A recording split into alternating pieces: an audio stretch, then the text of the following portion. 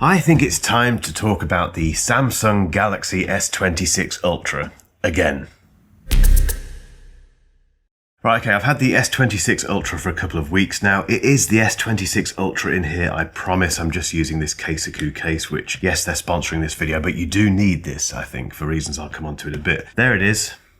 It's lovely. It's a fantastic phone. It's one of my favourite phones ever, a bit like the S25 Ultra and the S24 Ultra. The tricky thing with 2-week reviews is what to talk about, because a lot of you have bought it already. A lot of you have decided to go for something else. Some of you are just interested in tech and these new phones and seeing what each brand is doing. So I sat down last night and thought, rather than going through every single feature and camera spec and AI, all that stuff, I'm just going to give you 10 things that I've learned about the S26 Ultra. So let's get into it.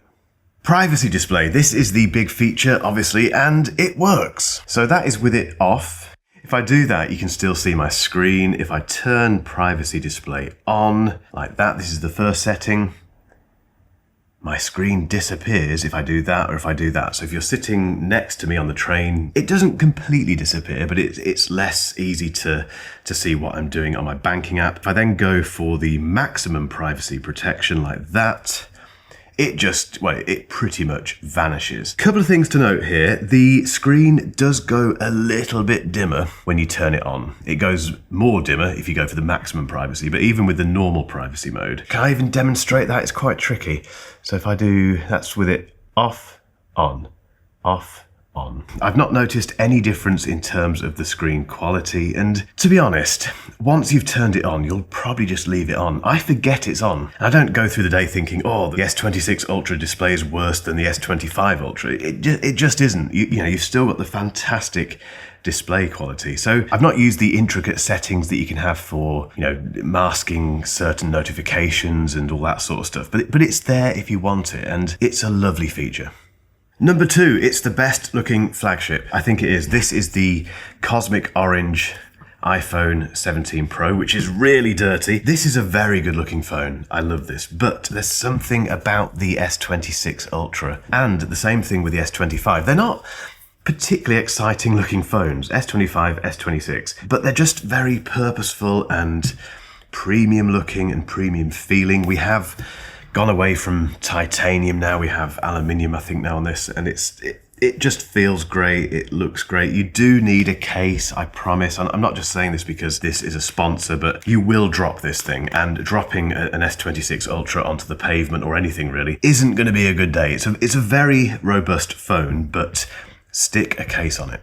Every year we get new phones and people spend ages trying to find cases that don't completely ruin that original design. But this year, Caseaku has got it sorted for the S26 Ultra with their Magic Stand 360. Right off the bat, you can see they've done a fantastic job with the colour match. Whether you've got the titanium sky blue or the matte cobalt violet case, they both look perfect on the S26 Ultra. And the fit is spot on. Every button and port lines up perfectly, as does the S Pen. But the coolest part, it's the world's first patented magnetic stand case. And they actually engrave the patent number on the back to prove it. The stand rotates 360 degrees, it can be adjusted up to 170 degrees to accommodate different viewing angles, and it works both vertically and horizontally. So whether I'm watching videos, taking photos, or on a call, I can set it to whatever angle I want. It also doubles as a very handy grip. If you're wondering, their Mag Prime magnets are seriously strong as well, and they come fully compatible with magnetic chargers, car mounts, wallets, basically anything you need. And you get all of that while still maintaining fast charging. And good news, the screen edge is raised by 1.2mm and the camera bezel by 2.4mm to provide better protection for your expensive phone. If you're grabbing an S26 Ultra and you want a case that matches from day one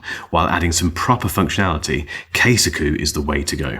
Number 3, we're smashing through these, aren't we? The camera system is superb. Now, this is very subjective. I will show you lots of photos that I've taken in San Francisco during the launch of this phone and some other shots I've taken here and there. But for me, since the S24 Ultra, the Samsung flagship photography game has been absolutely top notch. I think it's a combination of the hardware and the AI that they've kind of been using over the last couple of 2 or 3 years. It's just, for me, these photos really pop, which I know is not a very popular, excuse the pun, saying, but it's just such a good looking camera system, I think, straight out of the box. These aren't edited, these are straight out of the camera, no messing about, and the focal lengths are absolutely spot on, to be honest, and just the contrast, the dynamic range, the drama in these photos, it's lovely. And the camera system isn't a massive change from the S25 Ultra, but that's fine because, as I'll explain in a moment, I don't think many people are going from this to this. But if you're coming from, for instance, the S22 or the S23 lineup, it's a big upgrade. Number 4, the video capabilities on this are incredible if you go into log shooting and something called APV. We'll put the meaning of APV down here, but it's basically turning the S26 Ultra into a camera not that dissimilar to the one in front of me. This shoots in log, that one over there shoots in log, which means you get a much flatter color profile and you can do lots with it in post. You can add what's called a LUT, which is a lookup table, which can... I won't go into what all this stuff means, but if you know what that means, you know what that means. And the fact that you can do this on a smartphone camera is insane. I've not shot much footage with it, but there's a couple of examples here that you can see, and I can't believe you can do this on a camera phone. I really can't. And you can shoot externally to an SSD now as well, which means if you're really passionate about smartphone camera, video, movie making, all that sort of stuff, the S26 Ultra is hard to beat. Okay, the iPhone is on a par with it, but that comparison comes later. Number 5, the super steady horizontal lock for video shooting is insane. Now, every other tech YouTuber on the planet has done this, but I haven't done it yet, so let's do a live demonstration. If I turn on super steady, which it says at the top there, if I start shooting that camera, I know you've seen this already, but I need to do it. If I turn the phone around while I'm filming that camera, try and keep it in frame. It's quite tricky, this. I've just got my finger in the... It doesn't matter, who cares? But if I do that all the way around, stop filming. Normally, on any other smartphone, if you played that back, it would go around. You know, obviously, you'd see the entire image go around in a circle, upside down. This is what happens on the S26 Ultra when you have that super steady turned on. It resolutely locks the horizon, so it means that no matter what you do with the phone, the horizon stays level. It's insane. Now, one very important point to note with this is that not many people are going to be doing this with their camera. You're not going to do that with video. But if you're, for instance, trying to capture someone on a skateboard and you're running alongside them and doing that sort of stuff, or as Samsung demonstrated, someone going down a ski slope, it's going to be super steady. That's the point of this, really. The point isn't to do this, but the fact you can do that is just mind-blowing. Number 6, the S Pen. Now, I don't use the S Pen myself. I've never got into doing this. It just doesn't work for me. But I'm aware that the S Pen Massive is out there and ready with their pitchforks, and you have to cover it in these reviews because if you don't, you get told off in the comments. So, what I will say about the S Pen is that it's still there. So if you use it, fantastic. It doesn't have Bluetooth still, so you can't do the remote camera shutter thing, which was the only thing that I used it for on the S24 Ultra, but there you go. And the other thing is that it's got this weird design quirk where if you put it back in the wrong way, like that, it sticks out. It still works, you don't break it, and you can get it out and put it back in again, but you have to put it in the right way for it to line up. And it sticks out a little bit more, even when you put it in the right way, than the S25 S Pen cavity. It's just a little bit more protruding. And there's been a few occasions where I've got it out of my pocket and it's already protruding a bit more. It's kind of unclicked because I've caught it with my fingernail or something. It's not a big deal, but I just wish it was flat like that one because I don't really care. I just have to mention the S Pen. Number 7, the upgrade from the S25 Ultra to the S26 Ultra probably isn't worth it. The difference in the camera system, the difference in the design, they're all fairly iterative changes. The biggest difference is that privacy display. And if you want that or need it for some reason, that's the reason to upgrade, but otherwise I wouldn't bother. But that said, I don't think people are doing yearly upgrades these days. Are you? I'd love to know that. Get involved in the comments, but for everyone else, nah. Number 8, if you have an earlier S series Ultra phone like the S24, the S23, the S22, the S21 possibly, it's a more substantial upgrade obviously. The S24 Ultra to the S26 Ultra isn't huge, but it is a very different design. This is titanium, this isn't titanium anymore, and this feels more premium. It does. It's a bit more squared off, this has rounded corners, it does have the flat and flush bottom for the S Pen, but I will get over that. Even the camera system is better on this compared to this. It has improved considerably, I think, in that respect. It has that super steady shooting, it has the log shooting, it has the APV shooting, it has the privacy display. If you're on that 2-year upgrade cycle, which I think most people are, you're going to notice quite a big difference. But if you're coming from the S21, the S22, or the S23 Ultra, this is a massive step up, particularly if you've got one of the Exynos chips in those phones from way back when. You know, back then in the UK and certain other regions, we didn't get the Snapdragon chip in the Ultra S series phone, which was very annoying. You get that now. So even that is just a massive step up.